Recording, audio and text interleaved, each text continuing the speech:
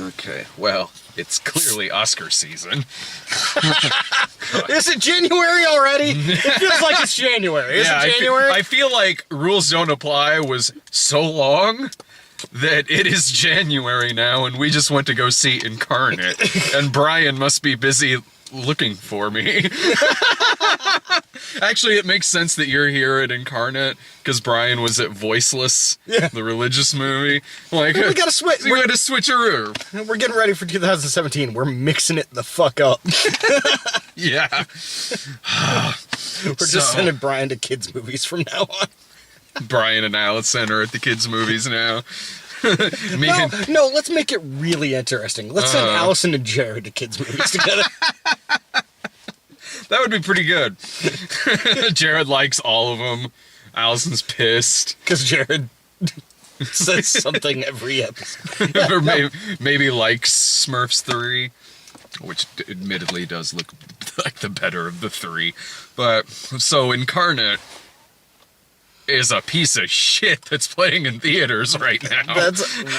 Was a stunning hot mess. This movie is... I know I use this term a lot. This movie's frustratingly bad because it seems like it should be good trash. Yeah. And it's not. No, it could have been really fun trash. Yeah. If you had told me that there was an exorcism movie in theaters starring Aaron Eckhart that's like an exorcism movie version of The Cell, but for some reason feels like it's maybe in the same universe as The Replacement Killers, I would... With some stuff taken from Inception? Yeah, with a little Inception thrown in there. And some Ironsides. And Ironside. And if you also told me that it is actually a failed pilot of a TV series, which is kind of what this feels like. Yeah. I would be like, that sounds like some good garbage. Like that donut that's on top of the garbage that's still technically edible. No, that's garbage, Brad. No, it's garbage, but... You don't eat the garbage. It's garbage that is still fresh enough it won't make you sick, and I maybe won't regret it afterwards. But no. You're still eating garbage, though, man. This is a bad analogy. Don't eat garbage. I love you. Don't do that. Oh, come on. How many McRibs have we both had so far this But winter? none out of the garbage! They kind of start out from the garbage, Dave. No, they don't. Don't get me wrong, it's delicious. It's quite delicious. But there is a difference between eating a donut that's on top of the garbage than one that's all the way at the bottom that's soaked in fucking drunk urine. Why do you pee in your garbage can? Because I was probably drunk. Listen, regardless, it's still eating out of the garbage. Don't do that. No, yeah. And don't pay money to go see this movie. No, please do. I want them to make a sequel. They're not making a sequel to this. To this piece of shit? No. No, the director's too busy making Journey 3 From the Earth to the Moon. The lost chapter of the From the Earth to the Moon miniseries. Thank God. So Aaron, this movie... Again, it feels like I should be having fun with this. This is a movie that starts out with Aaron Eckhart in a nightclub, again, like it's the fucking Replacement Killers and Blade, where he's inside the mind of a possessed guy's head, because that's what Aaron Eckhart does. He can go into the minds of possessed people and pull them out, again, like Inception meets The Cell. And he's called in on another case. He's in reality, he's in a wheelchair by the Vatican. Yeah, by the Vatican. Because he's called in on a case of a possessed child, of fucking course. And he's got to go into the mind of the child to bring the man, I wanted to enjoy this in a shitty kind of way, and I never did. No, because as soon as that nightclub scene is over...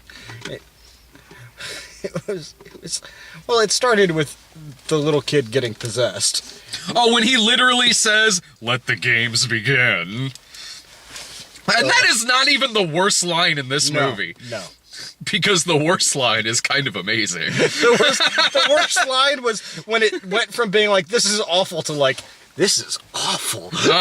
This is mesmerizingly awful. When Aaron Eckhart, which I have always loved Aaron Eckhart, Oh, same here. and by God do I have even more respect for him after this, because he plays this part as if it's not trash, as if like he's back in another Christopher Nolan movie, as if he's in a Neil LaBute film. Yeah. He does not sleepwalk through this. He is playing this like, I'm a great actor and I'm hired to do a job and I'm doing my job. But see, the thing is, I think he was kind of sleepwalking through it, but he's such a good actor that it didn't... That you can't tell. And he's so obviously the best part of this horrible movie. Yeah. That it's just kind of like, well, shit, he could just be making fart noises and he'd still be the best part of this horrible fucking movie. Yeah. Him in this movie is like Kevin Bacon in The Darkness. It's sort of like, what is happening here with this? Suddenly there's a level of acting gravitas brought to this shit. Like the Kevin Bacon horror movies from the late 90s, early 2000s. Like, well, those were still good. Like Stir of Echoes was fucking good. What's the one, Paint It Black? No, that used Paint It Black. Yeah, it was something. No, it was that. It was Stir of Echoes. That used Paint It Black. Okay, yeah. That was a good movie, though. Now, Stir of Echoes 2, on the other hand, with Rob Lowe, that's more along the lines of some shit like this. Like The Cell 2, that direct-to-video sequel. Fuck. And with a straight face. Like, I gotta hand it to Aaron Eckhart. He never cracks in this movie. He never shows a smirk. He never shows that he's in on how shitty this is. He goes from beginning to end. He had to know. Yeah, he had to have. And from beginning to end, he does it with a straight face, and he says the line, "When I was 26, I figured out I could go into the minds of possessed people." Okay. And this is 3/4 of the way into the movie. And there is nothing added after that. Nope. That is their explanation, which opens up so many more questions. No, it's like this whole movie is one of those movies that, like, it tried so hard to explain everything of what's happening, and it's one of those movies where it's like, listen, man, this is a cheesy horror movie. Mm-hmm. Let us just go for the ride. We don't need a whole lot of explanation. Like, it's more effective. Mm-hmm. Like, you could have the dumbest fucking concept. Totally. And if you execute it well, we don't need the explanation. Mm-hmm. It follows. Yeah. The dumbest fucking concept. But they made it scary. One of the most effective scary movies in the past 15, 20 years. Damn good fucking movie. No, totally. But it is one of those movies when you read the description and really think about it, you're like, this is fucking dumb. Yeah. This is something to where if you had, like, maybe the visuality or, like, the art design or something of, like, The Cell. Yeah. The movie could have been effective. I mean, it could have been intense and scary. But on the flip side of that, as like a late-night B movie or something, it still could have been fun if this was like a Christopher Lambert film. Yeah. Like, it could have been like a total blast. They just... like, it's frustrating in the sense that almost all of the elements are there. Like, even the concept, as dumb as it is, it's like, you can make this work. Yeah, you can make this work. Mm-hmm. But the guy who wrote it was just like, I gotta make it. Everyone's stupid. Let's explain it. And it's just like, let's add some more backstory to it. It's like, no, dude, we get it. His wife and kid are dead. Yeah. Let's move on. Yeah. His wife and kid are dead. You can kind of tell what movies the writer of this had watched recently when he wrote it, because Aaron Eckhart's sidekick is Joaquin Phoenix from 8mm, and not to mention the fact that the climax of this movie involves the demon coming out of the kid and possessing Aaron Eckhart, who then opens the window and jumps out of it. That's really familiar. I could have swore I seen that before. Didn't that happen in Repossessed? Yeah. Fucking Christ. Yeah, no, it's just kind of like... There's so much to... The fact that, first of all, the fact that fall out of a pretty fucking high spot, he's still kind of alive after that. Meanwhile, the kid's dad dies within seconds of just falling from the ceiling with a broken arm. Stupid. Really dumb. Really dumb. And it's just kind of like, man, you had a pretty decent cast. More or less. I mean, yeah. Eckhart was great. The others lady were from fine. Game of Thrones. Oh, yeah. That was the mom. She was fine. Yeah, no, she was fine. Like, the kid acting was a little bad. well, it's in this. the kid from fucking Gotham. He's terrible. Oh, okay. I don't It's know. young Bruce Wayne from Gotham. Oh. He's fucking awful. I haven't seen But Gotham. it's just like the way they treated this demon, too. They're like, how does the demon jump from person to person? Oh, it's through physical contact. No, it's because the writer had just watched Fallen. Yeah. Fuck. Yeah, it's through physical contact. Okay, I'm just going to go in a room alone with it. And I'm going to take a bunch of drugs so I fall asleep. Mm-hmm. But there's this demon right here that could jump into my body just by poking me. Mm-hmm. This makes a whole lot of sense. Let's not chain it up or fucking nothing. Yeah, they go exactly. I was thinking It's the just same sitting fucking there thing. in the middle of the fucking floor. Everyone's stupid. The fucking dad goes in there to talk to the kid, and they explicitly tell him, no matter what that fucking demon says, you don't fucking touch him. What does he do? He gets his fucking arm broken and dies from falling 5 feet. Oh, the other... and it's just... The movie contradicted itself so many times. It took time in the beginning of the movie to have a note that I actually kind of liked, where they're like, they're not demons. Like, it's not denominational. They're horrible creatures, but every religion has a thing for them. Like, it's not just you, Catholic lady. Yeah. And then he defeats it by shoving a cross in its mouth. Yeah, which is one thing I will say about that. When I saw the poster of the movie where the crucifix is going inside the screaming mouth, in my head I was like, that's eye-catching, but I'm sure it's one of those posters where nothing like that actually happens in the movie. No, it actually does. Doesn't make any goddamn fucking sense. That actually happens in the movie. Why did this movie have the credits from Stranger Things? Because Stranger Things was popular. Another thing that the people who made this movie just watched. God, I can't. Whole lot of fade cuts. It was a weird mess of a movie. It was such a mess. It was a goddamn mess. I don't know what in the fuck this movie is doing in theaters at all, let alone December. Like, I hate to say it because I'm not furious at it as I have been at a lot of terrible movies the past couple of years, but this is, I really gotta say, on the bottom 10 movies of the year list for me, I think. I might have to think about that, but but just from a storytelling perspective, this was one of the worst I've seen in a really long time. I was miserable in this fucking movie. I was just so enraptured by the train wreckiness of it. It's like, why don't we make movies in Hollywood? Yeah. Like, our movies aren't great, but they're better than this shit. Good fucking Lord, yeah. Like, I was mesmerized by the fact that, again, it felt like I was watching something that is burned off on TV in the summer because it was a failed pilot. Yeah. And even a lot of those are better than it. I watched that 78 Doctor Strange movie like a couple of weeks ago. Far fucking better than this goddamn movie. It was like a failed pilot for, like, the CW. And they're like, okay, well, let's add another hour of footage to it and see if we can't make it a movie. Yeah. Yeah. That is totally what this movie was. And even the part when he's inside. Not even the CW, I'm sorry, the WB. The WB. UPN. Yes. When he's in their head, there's nothing original about it. It's not like it's nothing. Like it's very it's simple and it contradicts itself. Because in the first one in the nightclub scene, everyone in the nightclub turns out to be a demon of some kind. And then the next time he goes into the little kid's head, he's running through a fucking crowded ass carnival. Yeah. And they're all just like, "Hey man, you all right? You all right?" It's like through a carnival, through the park, through a carnival.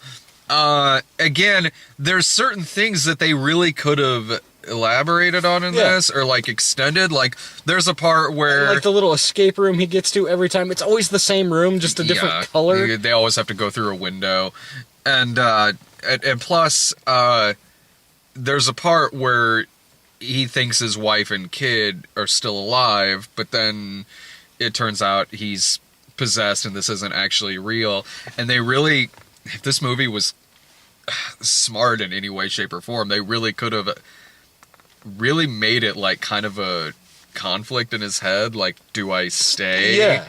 because I have my wife and kid back. And they could have Or ended what? it on that decision. Yeah, that would have been interesting. That would have been something interesting in this. And no, they don't do anything with that. And the thing, like the ending too, where he jumps out the window, it's not shocking, because in the first 20 minutes he goes and talks to random other exorcist who's like, here, take this. And use it to kill yourself. Use it to buy yourself 10 seconds to kill yourself. And by the way, because I'm an asshole, I counted at the end when he took it. It took him 35 seconds to kill himself. Because you know what? He's handicapped, and he crawled across a floor to get to a window. It did not take him 10 seconds. Well, that reminds me, too, did they say something in this movie about, like, all of this has to be done, like, in 2 hours or something like that? 8 minutes. Oh, okay. 8 minutes. I got you. And it's one of those things, like, if you're going to set up that rule in a movie, I hate it when you don't stick to that rule. Yeah. Like, if you say something has 8 minutes, and then in my opinion, unless you're cutting back and forth to other things, Yeah. you have 8 minutes You of have screen 8 minutes to do this scene. Exactly. And if it takes a second longer, then you failed as a filmmaker. Like, honestly, that's my opinion. Yeah, or you failed as an editor. There's exceptions to every fucking rule. Sure. Yeah, if it's a parody. Like, Or not even a parody. I mean, if you're doing slow-mo or you're doing something else, yes, you can bend those rules. Or if it's good enough that you can ignore it. like Goldfinger. Yeah. Like at the end with the bomb going off in Fort Knox. Yeah. And like, that was ridiculous. But yeah, that's a great fucking movie. But if you give yourself a timeline, stick to the fucking timeline. And it drives me nuts that... No, I agree. It is one of those things that'll instantly take you out of a movie. I can't say okay, it's going to take a half hour of screen time. Yeah. I mean, I can't say I necessarily noticed it in this movie, but I was busy just wanting this shit to be done. Yeah. I had had enough of this fucking movie 20 minutes into it. And this movie, it was just like, he had these two assistants with two different characters, and neither of them got fleshed out at all. Lord, no. But the girl one, I thought, was just completely unnecessary. Oh, you could have made that just one character. Exactly. You could have totally made that one character. And then the representative from the Vatican is, for some reason, a beautiful woman. Like, let's be honest, if you work for the Vatican, you're either a security guard, a nun, or a priest. And that's fucking it. That's fucking it. Even their lawyers are fucking priests. You don't have a woman in a tight business suit as your fucking representative. Which goes along to this feeling like a fucking CBS procedural. Exactly. Especially with, again, the like tattooed sidekick shit like it's fucking NCIS. He works with computers, give him tattoos that make no sense. Give him a metal shirt. I don't I don't recommend this at all. I don't even recommend this as like a Netflix watch or anything. This was really bad. If you want something like dumb, silly, and stupid, just throw on a Netflix and things like that. There are better. There are way better options than this. Yeah, no, there's plenty of dumb, stupid things to kill an hour and a half or just have on in the background. This isn't worth it. No, like don't give bad shit like this isn't bad in the way like watch it. I want this guy to make more movies. Like this is bad in the sense that we need to stop this man and end his career because. Should not be making movies. Or not this. Yeah. And I feel bad because obviously there was some talented people that probably worked on this. Like, you know, like, whoever did the camera work did a fine job. It wasn't outstanding by any means, but it was fine. It certainly looked like something you would have seen in the 1990s. Oh, yeah. In the late 1990s. But not even because I love some great like late 90s trash. Like I totally do. I could watch The Replacement Killers any fucking time. This even if this came out 20 years ago, it would still be a piece of shit. And not a fun piece of shit. Like this would be crap. Any other final thoughts on this? Fuck this movie. Fuck it. I could be at home holding my child. And instead, I'm at the shit with you. It Incarnate. Well, at least it was only 90 minutes. It was a short film. It didn't feel like it. It kind of did to me because it felt much shorter than Rules Don't Apply did. Rules Don't Apply, far fucking better movie than this. I almost want to bump my recommendation of Rules Don't Apply up to just like a matinee. Because I'm like, more movies like that should be in theaters regardless of all the fucking problems it had. Not this shit. I don't even know what next week is. Assassin's Creed, maybe? I don't Yeah, I fucking think so. know. But anyway, whatever it is, we'll see it. See it. Bye.